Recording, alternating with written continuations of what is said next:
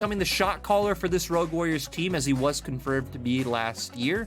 So it also shows that Rogue Warriors kind of playing with their shot calling situation a little bit, right? Because they're taking out someone like Chocho, who has a large voice. They all stated that in interviews last year. And when he's off the Rift, it's like, hey, who's taking over the reins of trying to direct this team on what to do and where to play towards? Yeah, well, we will see exactly how that one affects us. We're going to jump straight into picks and bans. It's going to be the Lulu, Xin Zhao, and the Kog'Maw. So Rogue Warriors are going to be the ones to take the Lulu Kog into that bot side. And EDG, they go back onto the Lee Sin. They pick up the Akali that you mentioned, with Krem picking up for OMG. And let's see what their final pick is going to be. And I really like this so far, right? We've seen any time a team tries to bring out a Kog'Maw composition is when you bring out things like the Nocturnes, the Akalis, these things that can easily dive the backline, burst out the enemy hyperscaler before he's really able to get off any point of power, and then it's impossible to play. I feel like Akali's a champion that LEC realized very quickly how strong this champion is, and we are just slowly coming into LPL with teams being like, hey, you know, this champion is fine in the laning phase. Actually, a lot of matchups that people think of as counters aren't so bad. And then once you get to that mid game, you buy so much time, you do well on sides, you create chaos in team fights and skirmishes. It really does do so much. It really does. And honestly, looking at, you know, Akali as a champion, it can team fight, it can be picked, it can make its own advantages, you know, create its own opportunities. There's, you know, a lot of the damage is kind of, you see that, you know, the shuriken flip, once you land the shuriken flip, a lot of the damage is kind of front loaded onto the second part of that. It's almost a foregone conclusion back to the old school Lee Sin. You know, you land the first part of the queue, it's like, I gotta go in, like I have to continue on with this trend. As we see now the bans coming in, they're gonna go away the Nautilus and the Leona. So good hard engaged supports here from the side, or good hard engaged ban supports on the side of Rogue Warriors, as EDG maybe look towards one of the last few remaining ones, as they got the Varus for lane pressure, so the Rakan would make a lot of sense, and yeah, they lock it in. Yeah, so they are going to have the quickness to try to get on top of that Kog'Maw as well. Rakan's also a very interesting support in my mind, because he's one of the only supports that's very good and very easily able to utilize flanks and find your way in on a backline, and then get out very easily with your E to start peeling for your carry. And now for Rogue Warriors, I'd love to see them put a lot of sustain and bruisers up towards the top side of the map. I actually did like the Gwen hover, but instead it does look like they're going to go towards wanting more engage coming out. And then for Forge, we hit on, hey, there's a bunch of melee sort of assassin champions that you can bring out in that mid lane. Right now, hovering the Twisted Fate, but even if you wanted to bring in a more aggressive skirmisher, something along the lines of a Renekton, I think would suit really well. But instead, wanting to go to the Twisted Fate, one thing about Twisted Fate, right, his destiny does cause a lot of chaos with the Twilight Shroud from Akali, so provides emphasis there. But another champion that I don't think suits Forge's playstyle all too well. Yeah, they really are kind of, I suppose, just doubling down on getting down that Kog'Maw, making sure that, you know, Zhong Wuji is in a position to carry, and we'll see if it does end up paying dividends, as the Udyr locked in here for JJ. So we'll see now if it's Flandre on his patented Akali. The last time I casted a Akali game for Flandre, he got a pentakill. It was LNG, I believe, against IG, or maybe it was RNG. I can't remember exactly who it was, but was able to get a penta on it, so it is something he is very prolific with, very, very comfortable on, and it looks like that's going to be the rotation here for the side of EDG. And it's nice, right? It has the AP damage, so the stone skin coming out from Wukong, not going to be a big deal. You have a very easily spammable, reliable cooldown with your 5-point strike. I think he's going to have a fine time up in that top lane. And then we're going to get to this mid game, where it's a lot more about picks for the side of EDG, finding their way onto the Kog'Maw, start trying to roam around Flandre and scout onto the map and get things going, to where for the side of RW, you have some options, especially at the level 6 mark with that TF. You can try to set up ganks for Ice Coke coming into the mid lane and try to pick off Scout. And then we know this comp is just all about peeling for the Kog'Maw. I think that's what the Twisted Fate pick really signals as well, bringing the Destiny for the Twilight Shroud, and then just being a bit of a gold card bot, trying to stop anything from jumping onto Zhong Wuji. Yeah, it's a protect the Kog'Maw, get down Mr. President, as for the side of Rogue Warriors, whereas the side of EDG, they've a hell of a lot of secret agents looking to try and assassinate the Kog'Maw on the backside. They've got the Lee Sin, of course. They've got the Akali, which we've gone at length about. And not only that, but they've got a little bit of a sniper there with Viper onto this Varus. So we'll see if they are able to make anything really happen for them in this early to mid-game stage. But for Rogue Warriors, they are looking to scale. They are looking to get the item or two onto the Kog'Maw, make sure that they know exactly where he can be, and plant his feet down to do the damage as we jump onto the Rift for Game 2 of this best of 3, our second series of the day. All our games being played in Shanghai as EDG look to try and take out a clean 2-0, and Rogue Warriors looking to force us to a Game 3. Now we know Ice Coke going to be a lot more prone to looking for early action, skipping some camps, trying to utilize the lanes that do have setup, which are lucky for him. Both top and mid do have setup for ganks. I don't really expect him too much to go towards top side because Akali very good at dodging ganks, not with her Shroud and her E, but also does bring the Ignite. So if any 2v2 breaks out in top side, I actually think EDG are very well positioned early on to take that. So I'd love to see him link up with Forge early on, utilize the gold card on the Scout, maybe try to burn a flash, and just make the game harder for Scout to play and find those advantages. And then we already know we're looking at the ticking time bomb of a Kog'Maw Lulu. And as we've seen many times in the LPL so far, Kog'Maw's not only some super late game champion. Once Kog'Maw does get some points put in a W early on, does get his first item, this man is an absolute machine. I guess it's Voidling. I don't know if Kog'Maw's a man. He's a Void puppy. He's literally a puppy of the Void that eats everything and spits his stomach acid at people. That's his lore. I'm glad someone knows lore because I do not know lore. I do miss the old Summoners of War lore though. That was really sick. But do you remember the journal, the Summoner's Journal at the top of the thing that used to get updated? Yeah, the last thing that got updated was like Swain was going to war and he was getting everyone over, and that was it. That was the last thing that was updated. But do you know what's also kind of annoying? It's a weird kind of faux pas that I get far more annoyed about than I should. But there's a voice line for Seraphine where she says, "No one believed in me except my music," or whatever it was. It's like something like that basically. But basically, the line is very contrary to her entire lore, where it's like her parents were super supportive of her, and it's just a little thing that annoys me. It's a small inconsistency. I'm a lore head. So here I am, I guess criticizing Viper. You're telling him to come to me, and now the lore team needs to go to you, Mr. Penguin, and get your feedback on how to do things right.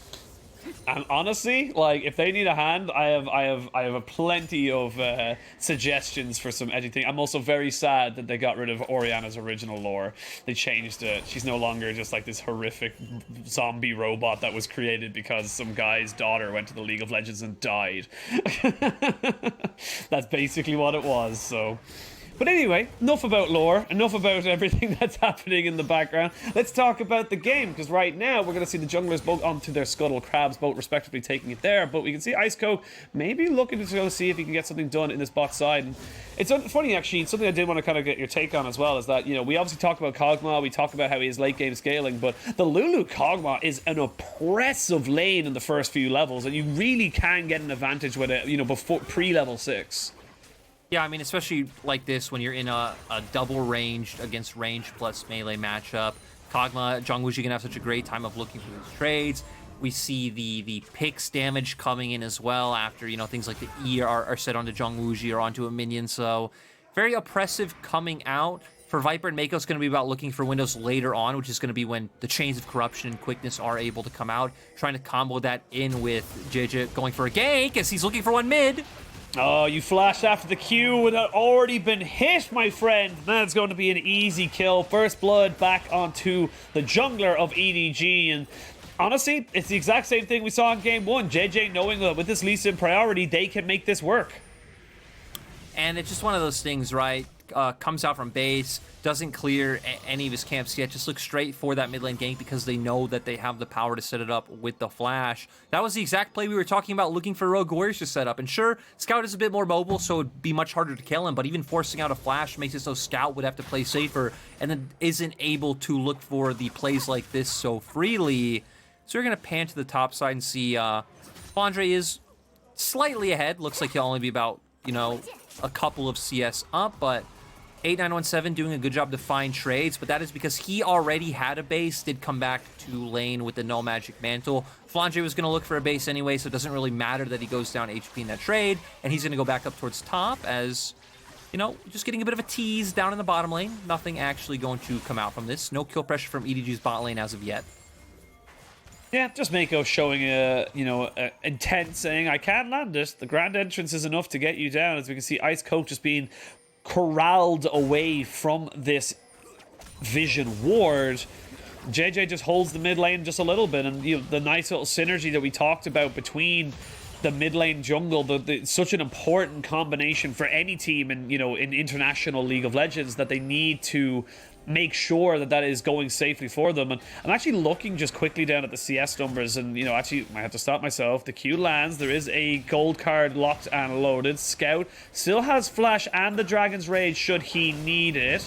Ice Coke goes over. They pop the Destiny to know exactly where everybody is. There's a little bit of a skirmish. There's going to be Ice Coke going over the wall. Flash from Scout to try and get him out. There's the grand entrance, and we can see now EDG just forcing all the summoners away. But Sniper Viper off on the backside gets himself a kill onto the Lulu. And now just a nice utilization of what happened in the mid lane, right? Because Forge has no flash, they know they feel stronger in the 2v2. They have item advantages. They're hovering around that, walking into the enemy jungle. Forge not able to do anything other than he's trying to cover for the fact that Ice Coke doesn't get invaded. I like that Scout held on to his Sonic Wave, waiting for that stun to time out. Obviously, Gold Card not going to time out before the Sonic Wave follows it in, but both JJ and Scout were level 6. Ice Coke still only level 5, so they're going to win on that 2v2. Rogue Warriors were banking on the fact that the rest of their members were going to be able to follow up first. As you can see, both Lulu and Kog'Maw making their way over, but Ice Coke already forced to flash away. Scout might have to match, but once the other members of EDG are able to get here, those item advantages coming from mid-jungle, the item advantages coming over jungle as well, are just going to equal out into that kill for Viper with the amazing snipe. Yeah, really kind of, you see the power there with the Varus there to be able to stop Zhong Wuji from gaining, the inside track, force him to go the long way. You don't get the extra damage you would normally have with the extra range with the Kog'Maw. So very, very nicely done here by EDG. And this is kind of a sign of our top teams that, like, even when they seem to be caught out, they find a way to get themselves back, to get themselves into an advantageous position. And for Rogue Warriors, there's a lot really to be desired for these early skirmishes. They need to try and make sure they're not just getting, falling further and further behind. And with the Drakes going now in favor of EDG, they were able to pick that up while the replay was going. It's going to be another little ticking time bomb that Rogue Warriors need to be aware of. I also think this should be a relatively free Rift Herald for the side of EDG. You see they have Prio in top. They're going to be able to gain Prio in mid very easily from the fact that Scout does have kill pressure. So with the fact that Rogue Warriors know EDG are going to look for this play on the top half of the map, they're rotating Lulu over. Oh, they're rotating over. Scout does get killed, and that is a pretty easy little move there for the side of Rogue Warriors. They're able to get full control over that mid lane now, and Scout just feeling a little bit too confident. Yeah, I guess not expecting Ice Coke to be there as well. I assume he didn't have vision on him when he went for that play, thinking, hey, I can try to kick out Forge and find the initial pick with Mako before our Rift Herald happens, and then go in with an even bigger advantage. But 3 members are there for Rogue Warriors. He goes in, looks like a bit of a fool, but we can empathize with Scout, and now EDG gonna have to default back to standard positions, sending Mako down towards the bottom lane. But with how much work Flandre is doing up in the top side right now, 20 CS up, it's still going to be a Rift Herald over to EDG. Yeah, you've rotated everyone towards that bot side. They obviously saw Xin Zhao going that side as well. And that means that JJ gets this, as you mentioned, pretty much uncontested. And now we'll see with EDG now having this extra accelerant, as you say, the... Oh, I have to stop myself, see if they want to go for something. But no, I think EDG are very aware that the Xin Zhao is somewhere on this bot side, but this accelerator that you have now in the back pocket of JJ, where do they want to prioritize it? Where would you like to see them prioritize it in the next few minutes? I would like to see if we just have JJ drop that towards the top half of the map. I think accelerating Flandre could be massive when he's going to be the one able to focus down Zhong Wuji in these fights. Though your bottom lane has been able to gain Prio, so using it bot, if you could try to chain it into some kind of dive and also take out Zhong Wuji or even just deny farm, is another area that can work. But Flandre would be the go-to. I like what Rogue Warriors almost tried to do there, where they had Ice Coke try to go for the trade on the other side of the map, but him and Forge didn't sync up. Forge actually going to base for his item. I think maybe even falling behind in tempo there and trying to find the guaranteed play on bot might have been more worth it, because we are at a point where Rogue Warriors feel like they're slowly starting to bleed out. And we don't want to count them out because of the Kog'Maw Lulu coming in, but EDG have just shown that they're a team that's so terrifying once they are able to get that advantage and get ahead. Yeah, we saw it in game 1, and for EDG, it's pretty much business as usual. There's no real need for you to go too far too quickly, as Chocho does not quite have his red buff there long enough, as now Ice Coke roams in, but there's a hell of a lot of people waiting in this bush. The Wild Growth going to be used as well as the ultimate there from Ice Coke, as Xin Zhao trying to keep himself alive. The Dragon's Rage kick to keep Scout alive. There's the Destiny. Where does he want to try and put it? He's trying to see if he can catch out Scout, but there's too many members hovering around the EDG mid laner, and that means that the side of Rogue Warriors will still stay alive, but they won't get themselves the kill. Yeah, and that's really lucky for EDG because they still have 30 seconds until Dragon, so Scout can look for a reset right now and come down when that one is coming up. We see that Flandre has full control of topside, so he's able to start making his way down. Maybe they can find a pick onto Twisted Fate, and that opens room for JJ to start hovering around towards the bot side, and Viper putting down all this poke onto Zhong Wuji. Well, Zhong Wuji is the one who's putting down the poke right now. Viper just trying to back himself away just a little bit. Does throw out a piercing arrow, but doesn't quite land it onto anyone. JJ running down as fast as a man bear pig can. And see if they go for this dragon that spawned now in 1 second. The Akali did roam down, so Flandre was covering towards that mid lane, so they wouldn't get full priority here for the side of Rogue Warriors. But JJ, he knows that he's going to have to try and make something happen if they want to have a full, I suppose, full advantage at this dragon fight. He's opting to drop down this Rift Herald to try and see if he can just get a little bit more of an advantage for himself, as the no plates go over to Scout. Yeah, so he's just going to try to drop that one to force Prio so that EDG can take this dragon uncontested. The plan goes smooth. I think even had a fight been able to break out, we saw that initially EDG did have some really good flank wards for Flandre to be able to join in on. And speaking of Flandre, I'm a bit surprised he went for the Rift Maker here, to where we know the Kali Rift Maker has been standard, but there have been certain instances where we've seen the Rocket Belt come out where you do only have one job of trying to get onto that backline carry, and it's not very like brawly, it's not very melee heavy where you're just hitting frontline, but still is going to opt into that instead of the more assassin-oriented route with the dash that it provides. So yeah, I think Flandre still should be pretty good on being able to close the gap, especially with the fact that you do have Mako with the quickness in a flash bear slap coming out from JJ. It just means they're going to have to be very on point in their teamfight formations, finding those flanks, getting down the early vision so they can spot out where the key members of Rogue Warriors are when we do go into fights around neutral objectives. See how that one pans out. So it was a boots rush here for Zhong Wuji, recognizing that he does need to be pretty mobile, but a Prowler's Claw and boots for Viper does give him a little bit of an advantage in this lane. As I say that, the Phantom Dancer has just been finished up, and this is pretty standard for the Kog'Maw. We have seen that pretty much become the go-to item as a first item for him. It's, you know, then builds towards a mythic, and hell, might even go towards the Wit's End earlier, a Hex Drinker before that, if he does feel like he's being threatened.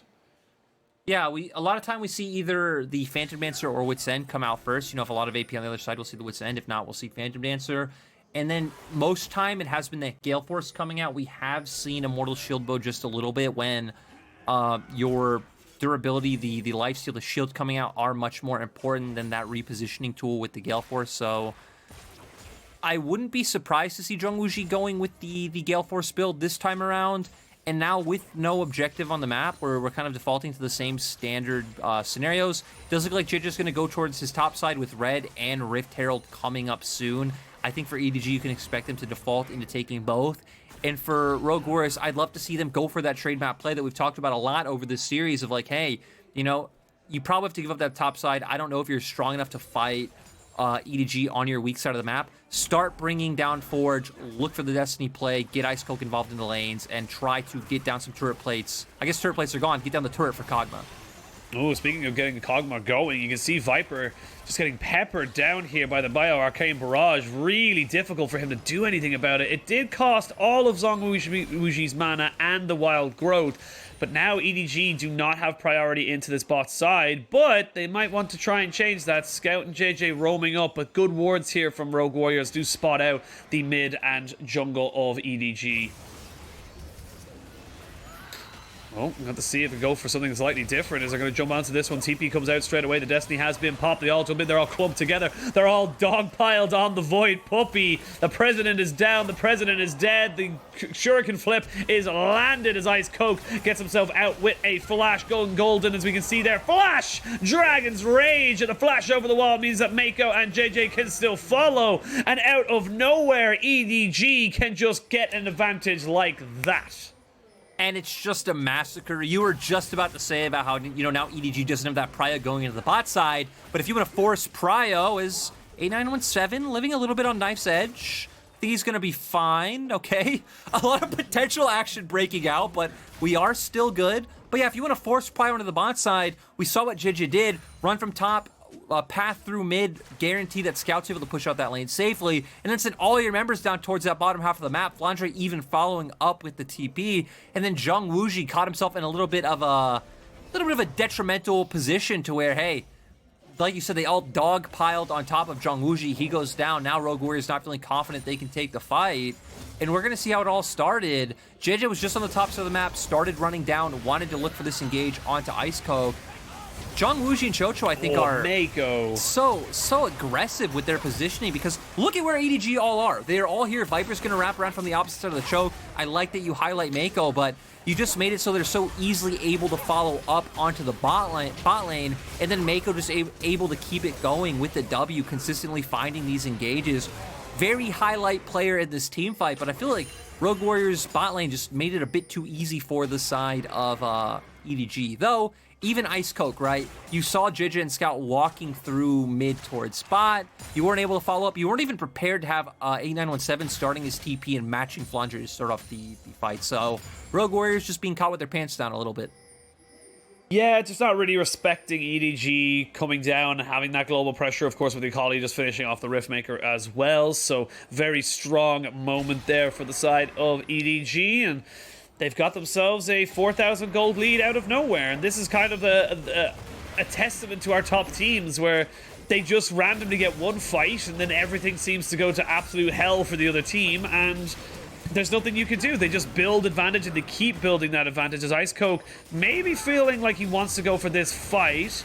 They have got the Twisted Fate roaming up there on the back side, as Forge has not got his teleport just yet. They're going to have the Chain of Corruption, and it will not be stolen away. They will have to just back themselves off. There's going to be Mako to pick up that Rift Herald. And with the Destiny popped as well, you mentioned it in Champ Select, but Twisted Fate is not something that Forge is probably very, very known for, but definitely looking like he's very rusty with these Destiny gates, not really getting the kind of value we would expect from, our top tier Twisted Fate players. And that's why I'm a little surprised that he went for it over, any generic tank or bruiser in the mid lane. Something along the lines of a Set, which was banned, but even a Renekton, which obviously very contentious pick, which also banned. Like anything along these lines, right? Go for some kind of skirmishing bruiser that has an easy time sitting mid. I know something that someone like LS has been raving about, as I've heard, is something like Ornn mid apparently being very strong, but I think you absorb pressure, you set up for Ice Coke, and you put another meat shield in front of Zhang Wuji that is easily playable by someone like Forge and matches his playstyle, and also pairs easier with jungle than something like a Twisted Fate, which is so squishy and sets up for the gank opportunities that we saw coming out early on. The big thing now, you look at the scoreboard, it is one kill is the only thing separating Rogue Warriors and EDG from a perfect game at this point, and honestly, I just don't see how they can go back to this. You have to fight in 4 minutes and 20 seconds. You have to go for that fight, because otherwise you're going against a Mountain Soul. And a Mountain Soul on this team means that the Kog'Maw is just never going to be able to burn through health bars. He's never going to be able to get to that point of being an absolute, tank or a tank, glass cannon in the backside. And with that, you look at the items as well. You have 2 items onto your Udyr, so he's going to be an absolute nuisance onto the backside. You have 2 items onto the Varus for Viper, so he's going to be burning through those shields as well with the Serpent's Fangs. And this is just becoming harder and harder and harder for the side of Rogue Warriors. They're just falling too far behind too quickly again. I mean, Penguin, this is where we got to deliver that cold slice of truthium and say, it's looking pretty doomed. Rogue Warriors need to get down some defensive wards in their jungle. I think they need to turtle. They need to go the opposite side of the map where EDG are. As long as EDG aren't taking Baron, I realistically don't think you should be contesting EDG. Also, the other caveat to that is Dragon, because it would be soul for them. But for the next 3 minutes and 20 seconds, I don't think Rogue Warriors should be contesting. I'm very surprised they went in and threatened the Smite steal coming out for that last Herald, because if an engagement would have come out for EDG, I think that fight would be heavily EDG favored. But I think with the fact that EDG have Rift Herald that they're dropping now are also on Soul Point, I mean, Rogue Warriors need a massive miracle, like 5 miracles in a row. EDG to just start sprinting it into them. Multiple miracles are needed. We did see Zhong Wuji eat a Chain of Corruption to the face, but he did cleanse it. Funny enough, you still get the Blighted Quivers, so you still get those stacked on top of you, so if a Q lands on top of it afterwards, you are still going to take an absolute boatload of damage. So the CC is nice, but the damage is what's important for the side of a Varus, especially a poke Varus with the lethality, and you've opened up the map that little bit more again. And not only that, you know, when you open up the map, you're able to then start taking away camps. And someone who's fantastic at taking away camps very, very quickly is an Udyr. Now, Scout, does he want to go in on this? That'll be the big question, as the defensive wards are coming out for Rogue Warriors. Zhong Wuji's on a little bit of an island. I don't know if you want to leave that puppy off a leash for too long if you're on Rogue Warriors. No, definitely not. But I like the point that you make about, you know, opening up more of the map, because now EDG can just stack his 4 or 5 in any lane and have the safety to walk into any quadrant of the jungle, get down that vision, spot out where the members of Rogue Warriors are coming. They do have teleports up once again, even if they need to set up a flank if Rogue Warriors get signed some kind of advantageous positioning going into a dragon fight. And right now the map is just completely theirs. As of this point, we're just kind of counting down the timer of the 1 minute and 40 seconds to see what kind of crazy Hail Mary Rogue Warriors are able to pull out. But I think the problem is they just have too many damage dealers. Let's even say you get lucky and you find a pick onto, you know, Scout or Flandre or Viper. You still have to deal with then the other two, to where you are very heavily reliant on the Kog'Maw. Forge isn't going to be putting out any damage. Sure, we have the Divine Sunder on 8917, but it feels like he's heavily outmatched by Flandre's damage output. And then Jeje is just an unmovable tank at this point. Frostfire Gauntlet plus Randuin's sitting on the Giant Spell as well, Penguin? What can they do? Yeah, there is very, very little. And again, brush why plays, we cut cheesy brush plays. Yes, that honestly, that's I refuse. This is the thing that I have. I refuse to call it a cheesy play if it works. If it works, it's not a cheese play. All right, you just weren't anticipating it. That's how I feel it. But speaking of not anticipating it, we're going to see JJ seeing if he can catch out Rogue Warriors, maybe overextending for a nice juicy Viper.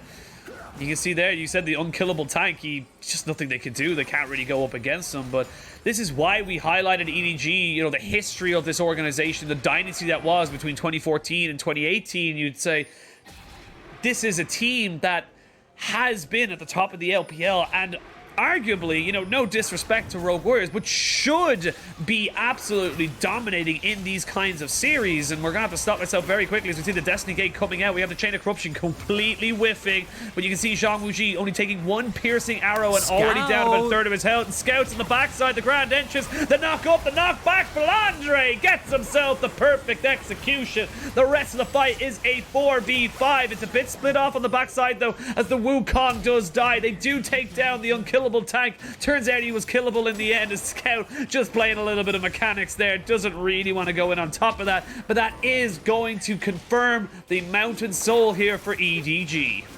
That earlier vision paying dividends with Scout able to find a massive flank. Hits the kick onto Zhong Wuji, and with the Void Puppy down, Rogue Warriors are left with nothing to be able to take a fight off of Edward Gaming.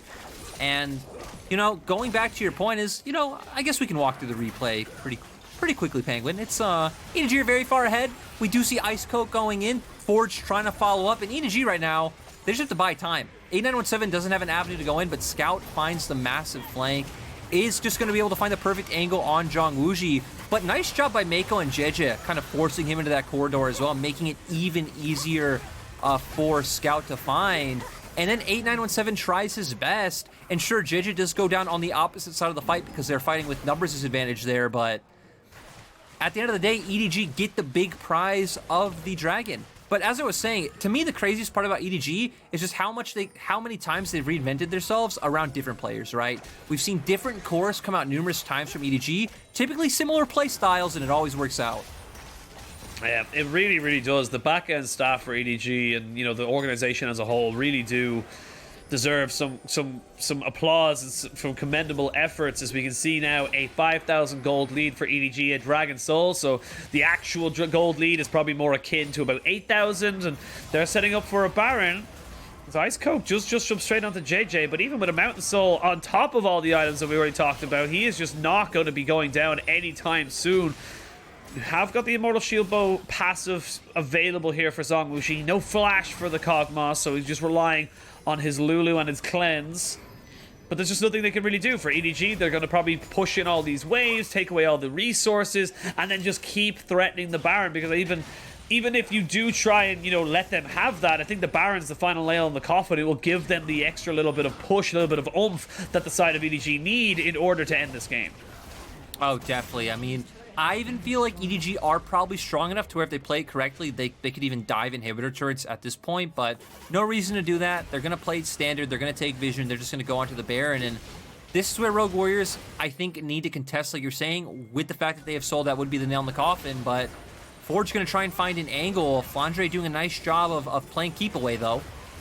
And the Chain of Corruption has been used. They know that Flandre's on the backside. Speaking of which, there's a 4-man knock-up here as they do get the nice Xin Zhao ultimate, and they get on top of Viper, who eventually does fall. The Wukong is traded. You will take that trade. JJ in a lot of trouble, though. Zhang Wuji trying to pick up that kill. Zhang Wuji giving up another kill. There's 3 kills now. 4 kills for the side of Rogue Warriors, and over the wall, you can see that Scout has to back away, and out of nowhere, Rogue Warriors might have themselves a Baron. And that fight was just so disconnected for the side of EDG, but still, I feel like we figured with how far ahead they are, they'd still be able to pull it out, but Zhang Wuji left untouched, putting out DPS. You saw Flandre and Jijit trying to play around him, but with 2 members right by his side, not able to do anything. Viper getting crushed early on. Scout gonna try to look for a miracle. Isn't really able to do anything. Hits a Sonic Wave onto one of the members of Rogue Warriors. And, EDG have Soul, but now Rogue Warriors are only about 2.5k gold behind. They're going to back. We see Zhang Wuji picking up some more components for his next item as well.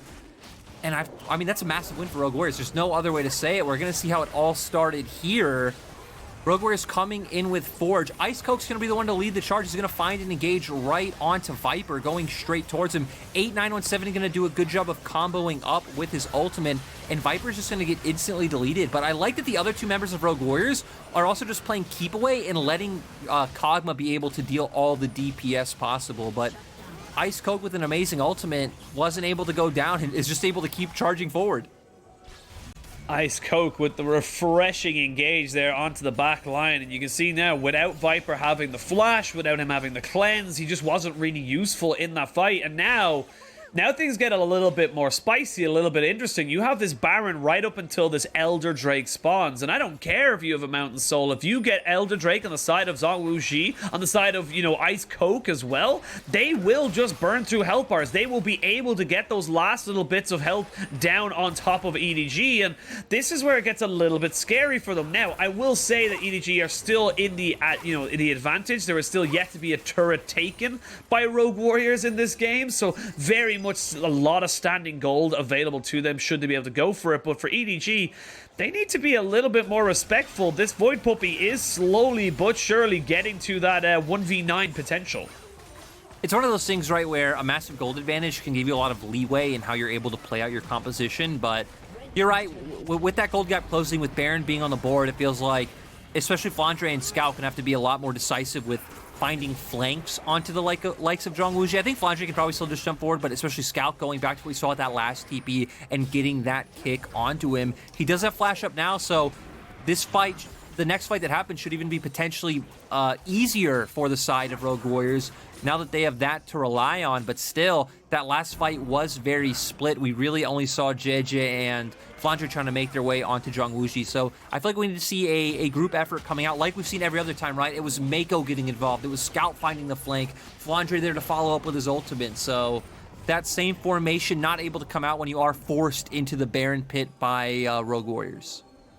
And look down the items now before we come towards this dragon in 20 seconds. We can see there 3 items now for Zhang Wuji. He's got the Navori Quick Blade, so he's going to be able to pop that W as often as he likes as long as he keeps critting. That's kind of, as I say that, Ice Coke, no flash, no way to get out. He does get the wild growth, but he's very, very tanky with that wild growth. And that is a big tool, though, now used for the side of Rogue Warriors. Good work here from EDG to get away the Destiny, the ult from the Xin Zhao, and the wild growth from the Lulu. Yeah, nice. And even the poke coming out from Viper, of course, does have the Serpent's Fang now, which is going to be absolutely massive. EDG finally engage. They go for it. Flandre is able to take out Chocho. As you can see there, Ice Coke on the backside, not really able to do anything. Viper does go down, but the Void Puppy is dead. Your damage is mitigated. It's going to be all Flandre all the time now as he just tries to go for this one. You can see 8917 trying his very, very best. It is a triple kill to Flandre. Will they give him the Quadra? They will not, but they will take the ace, and that's almost certainly going to be the game. It was a little rocky, but EDG, they firm up, they straighten out, and they get themselves a nice clean win.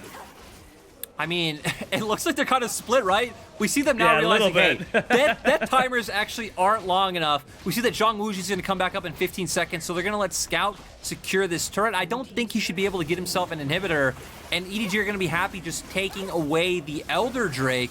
But we saw they were able to bait out the initial engage coming out from Ice Coke, and then they were the decisive team looking for the engage. We're going to come here. This is after a lot of those engages and ultimates already coming out. And then Scout off to the side. Flandre able to dish out a massive amount of damage, but in the end, it is Mako finding his way on, and then Scout with the flank is what puts Zhang Wuji out of this fight. And this is the big difference from last fight, right? We see Scout playing with these angles. We see Mako able to go for these engage options after they baited out the initial engage from the side of Rogue Warriors, and it gave them a lot more freedom to play their composition the way it was meant to be played. Just very, very good moves here from EDG, and it all stems from the fact that you don't have the Xin Zhao ultimate, you don't have the Destiny, you don't have the wild growth there for the Kog'Maw, and that means you don't have a chance to really protect him if the Akali's able to land that Shuriken flip. And now, 4 items on the Akali, was able to pick up a Void Staff after those 3 kills, 5, 1, and 3 there for Flandre in the top side. You have the Abyssal Mask here now as well for the Udyr, so that unkillable jungle machine is now even more unkillable. You've got a minute and a half left. Wounds. Yes, a ton of Grievous Wounds here, so stopping a lot of that healing. And you have a minute and a half left for this Elder Drake. You cannot fight this if you're Rogue Warriors. You have to just hope to do some kind of, damage limitation as the best you can possibly hope for. I mean, in EDG are just hoping they can find some kind of engage right now, right? They want to be able to find the fight and try to end this while they still have that buff available, and they're looking for it. They were looking for a cleanse used by Zhang Wuji, so that Chain of Corruption not able to get it. They did not commit the flash for Mako, but they did commit the quickness. Now, they take away that first inhibitor in the mid lane. They go towards that top side. They've got themselves about, I'd say, 40 seconds or so on this Elder Drake before they really want to go for anything. Shuriken Flip does land there onto Ice Coke. Zhang Wuji gets the wild growth, but where is he going to go? Boom! Mako gets the kill, and he eventually does fall, but the Lulu is next to follow. This is going to be EDG trading 2 for 2. You've got a lot of damage, and these turrets are still up right now for the side of Rogue Warriors. It's doing a lot of work. Actually see the GA being popped. No more Elder Drake spawn. Never mind, it's just about kept on there as they do end up trading 3 for 2. A little bit risky here for the side of EDG. They miss all of their abilities as they go to try and take out Forge, and now they go on towards the backside. Viper in a little bit of trouble. Viper will fall. It's actually Ice Coke being the hero for Rogue Warriors. He's got a little bit more damage. He gets kicked away, so he's not able to take down JJ, and now he's going to try and just keep away absolutely everybody else. There was still a little bit left in that Elder buff, but the damage has been done. Yes, it was a close fight for Rogue Warriors, but the base is in tatters. And how is this game still not over, Penguin? It looked so good at the start for EDG. Scout once again finds the flank, finds the kick, but Rogue Warriors taking a defensive formation. They have enough tools. We saw the whole time different members of EDG taking turret going down, and Rogue Warriors somehow still hold on.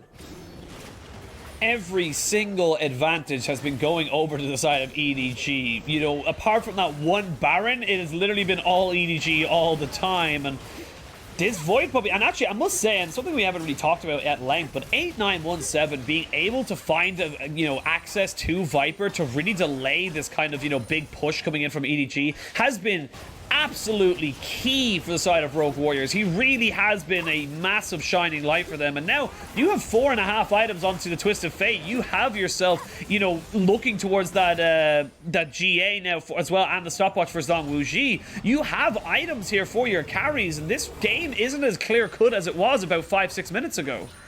I also like your point on 8917. He's been playing well, but also just how annoying it is for the enemy comp to have to deal with a Wukong, right? Because you have lethality coming out on your Varus, you have a Lee Sin in the mid lane. Like, sure, you have an Akali who does a tremendous amount of burst, but 8917 is quite tanky as well, coming out with that Sterex and, you know, having the GA. So he's also just been able to survive in these fights so extremely long and be such a nuisance because of the lack of DPS coming out of EDG's comp. EDG's comp is completely focused on bursting out members of Rogue Warriors, and that realistically only is Zhang Wuji or Forge. Zhang Wuji has got himself a second life. She has got finished up that GA, so 3 GAs now available here for the side of Rogue Warriors. None yet, well, there is one, but it's on cooldown here for the side of Scout. 4-1 and 11, really doing very well on this Lee Sin pick. And now, is this the fight we want to see? You have got Forge up in this top side. No flash for Ice Coke, but full summoners here for Zhang Wuji. Pretty much all summoners available, at least the important ones, I should say, for the side of EDG. The only one they're missing is Mako's flash. As they start to really put down the pressure. Minute 40 left in this Baron. Scout, you need to get the hell out of there. You cannot play aggressive. It does hurt. This Void Puppy's got some bite in its bark, and these turrets are starting to get a little bit low, but you're starting to see EDG be a little slower to try and take these ones out. It's becoming a little bit more difficult for them to force their agenda. Yeah, I mean, Zhang Wuji just completely online. We saw it from that last interaction with Scout, right? Scout's HP going to half HP very, very quickly. Now EDG are trying to play the map. They're trying to utilize these 2 lanes to find their advantage. Oh, the Chain of Corruption just used to zone people out. We have got the Destiny Gate popped as well. This could be the fight here for Rogue Warriors, but Forge is deleted. Nothing he can do as Zhang Wuji is now the final hope. You can see the Akali jumping in, jumping out. 8917 trying to do what he was doing all game and jump onto that backside, but with no help, no way of keeping him alive. He will fall, and now it's a 3v5 to try and defend the base with Baron still ticking for another 40 seconds. This feels like it's going to be EDG's game. Yeah, and I mean, they're just going to keep going for it. They're going to find the kills. They're going to keep going for the kills. They're going to try and stop every single person. The GA has been procced. Zhang Wuji will be dropped, and that is going to be game, match, and series for EDG. They will go to 4-0 at the top of the LPL, and they will join LNG. Great start so far for the third place team in spring. And it was so weird coming in with that last Destiny coming out from Forge, because I feel like your job as Twisted Fate is what we saw when he played up towards that Baron and the engage that Rogue Warriors won.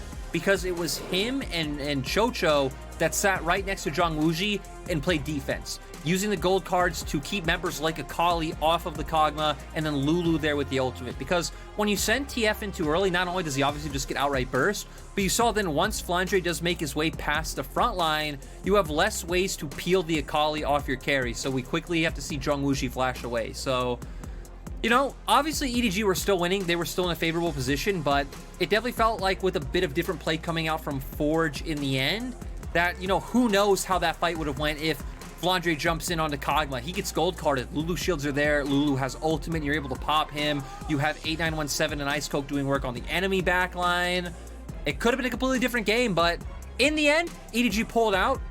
I think in a very EDG-esque fashion so far this split as well, where in every series they typically have like one game where they show mortality, and then one very, very decisive game.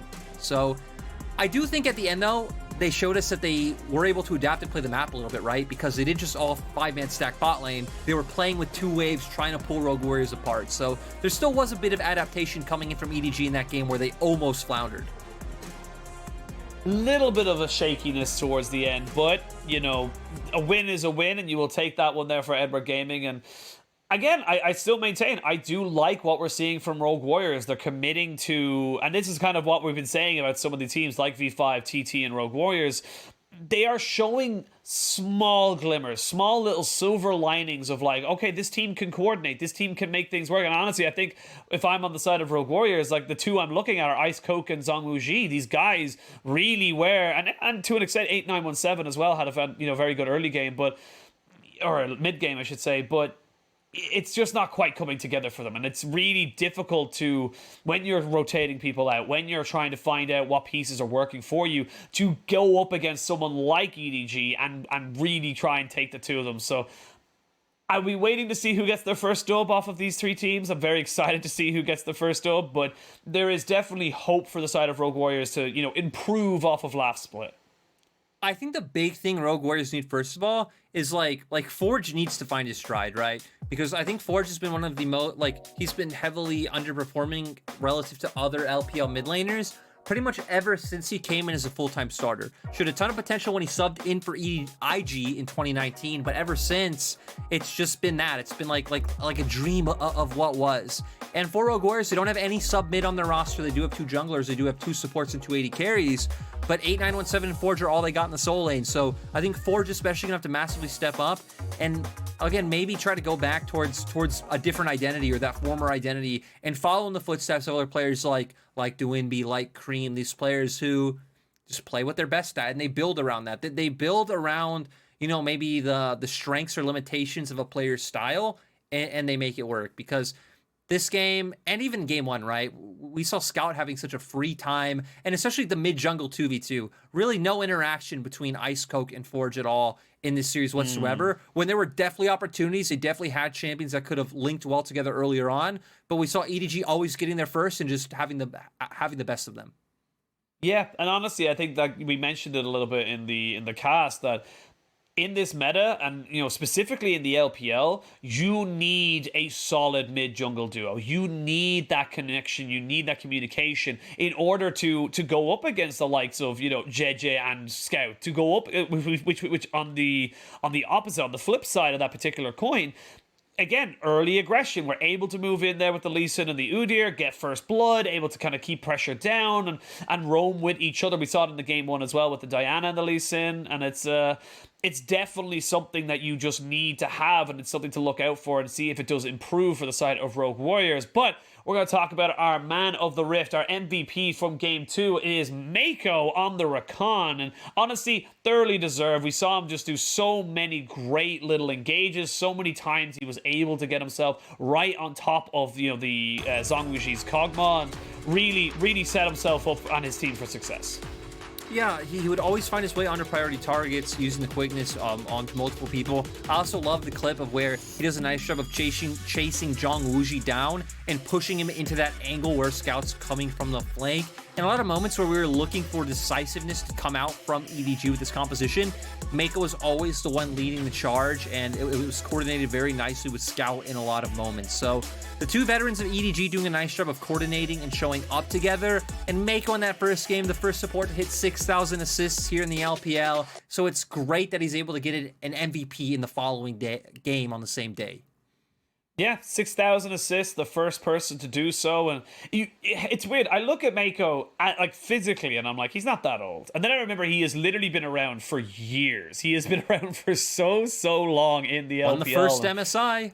Yep, won the first MSI with EDG and has been consistent with this roster. And I think that's what we're seeing with the top teams in the LPL right now. It's a combination of, old plus new, something old, something new, and it's kind of coming together very nicely. But enough about Mako. We're going to go send it over to Wendy, who has got Scout on standby for an interview. Hello everyone, welcome to the interview, and here we have Scott from Edward Gaming with us, so congratulations on today's win. And in game one, your Lee Sin got a gorgeous performance, but after that, before game two, RW subbed in a different bot duo players. So could we know more about the tactical changes from Edward Gaming in facing a different RW roster? 那首先恭喜你们今天很漂亮，2-0斩获了比赛的胜利。第一局我们多多的盲僧也是打得特别好，但是第一局结束以后呢，对面也是直接换了一下下路的一个双人组。那面对对面比较大的一个阵容的调整，你们有没有在第二局之前做哪些战术上的一些安排呢？就是对面下路换一下的话，就是可能英雄是不一样吧。我们也猜到了第一局他们会拿卡莉斯塔这个英雄，然后后面的话，第二局的话，他们换 AD 之后就可能不会拿了这样。So for the roster changes from RW, because we feel that there's maybe some changes in the opponent's ban pick strategy, especially because they have a different champion pool. For example, in game 1 with their Badu, they may have the Kalista choices, but in game 2, we feels like with a different Badu, there may be some changes in the ban pick strategies from RW. For example, may not be the Kalista pick for game 2. And also in game 2, let's talk a bit more about the first Baron team fight, because at that time, Ever Gaming was the one get more leads, but RW got the win on that team fight and got the first Baron. So could we know more what went wrong from Ever Gaming and what the following strategies from you guys in order to recontrol the whole situation? 那说到第二局的话，我们也想谈一下，就是第一条大龙那一波的团战，因为当时虽然 EDG 是领先的，但是对面反而是抓到一个机会，打赢了那一波团，然后拿下大龙。所以想问一下，当时可能我们 EDG 是问题出在哪里？后面又是怎么样的一个调整，然后迅速的再一次的控制住了整体的一个局势呢？那一波团战的话，可能是我们意见不同吧，就是有些人是在保护我们 ADC， 然后有些人是在冲，所以出了点问题吧。那后面就是又怎么样去把整个的局势又握在自己手里的？后面的话就还是我们正常打一点的话，还是好赢的比较，所以后面的话就大家都继续加油吧，可能。So I think the problem that goes when to the first Baron team fight is that we have different perspectives and different opinions in making some engagements. For example, some teammates they want to make the hard engagement on the opponent's team, and some they just want to protect our AD carries and try to be more defensive in their team fights. So that's a reason for us to didn't manage to get the first Baron. But after that, we are not that worried about the situations. We just try to encourage each other and try to calm down and slow down a bit in order to get the win for game 2. And also from the LPL official voice moment, we have realized that Viper can speak the very fluent Chinese. So could you know more about the communication inside the actual game from our gaming, and maybe is there any mental caller from the team? 那其实我们现在从我们的英雄麦克风中也非常惊喜的感觉到 Viper 好像现在能说非常流利的中文了，然后也可以在赛场和你们有很多的一些互动。所以说想问一下，那现在大家可能一些沟通的模式是怎么样的呢？然后同时一般队内会不会有一个主要的来进行一个决策指挥的人？首先决策的话就可能大家都会说很多嘛，然后 Viper 的话，对于游戏里面来说，就是都没问题，感觉都沟通都比较没矛盾吧，可能。I think we don't have a mental caller for the team. All of us may share a lot about our thoughts in the actual games. And for Viper, he can speak very fluent in-game Chinese, and also we don't have many problems in the team's communication. And my last question is, today Mako have reached the milestone of 6,000 assists, and also he is also the first LPL player to reach that milestone. And two of you have already played in Ever Gaming for so many years, and he is also receiving the interview in the Chinese stream. So my last question is, do you have anything you want to say to Mako maybe? 那最后一个问题也是 Mako 在今天也是达到了我们的6000助攻，也是 LPL 史上的第一人。然后你们两个人也是一起在 EDG 也打了很多年嘛。然后 Mako 现在也在中文流也在接受采访，那或许有没有什么话想要对 Mako 说的？就是我们两个也打了比较久在一起嘛，然后以后也继续加油吧。So the words I want to talk to Mako is, we have really played inside one team for so many years. So we hope we can go further and play together in the future. And thank you for the sharing and congratulations again. 再次的恭喜你们，希望你接下来比赛加油。And back to you guys. Bye bye. Thank you so much, Wendy, and thank you, Scout, as well. A couple of cool insights there, of course, giving congrats to Mako, as always, for the 6,000 assists. Have been on the same team together for a very, very long time. But curious about that Baron call as well, just kind of saying, look, we had a little bit of miscommunication. We weren't exactly sure who wanted to do what, and we were just thinking to ourselves, it kind of looked like that. No, exactly, right? Because you see like two members going forward. You see like members deciding, hey, do I peel for my AD carry? Like that's what Scout decided to do on the Lee Sin. And it's nice that they're able to like realize, hey, that was the issue. Like we didn't know how we wanted to fight. We didn't know what formation we should take. And Rogue Warriors were able to punish it. They were able to readapt going forward in the next fights. And the issue didn't really come up again. So nice that they're conscious of these decisions being made. I also love the wholesomeness from Scout in the end. I mean, what else are you going to say? I guess there's two types of players, right? You can be like someone like from G2 and talk trash to your teammate or FPX, or you go like the IG route, the EDG route, and you're like, hey, I'm looking forward to more years to come. So Scout, quite a wholesome fella.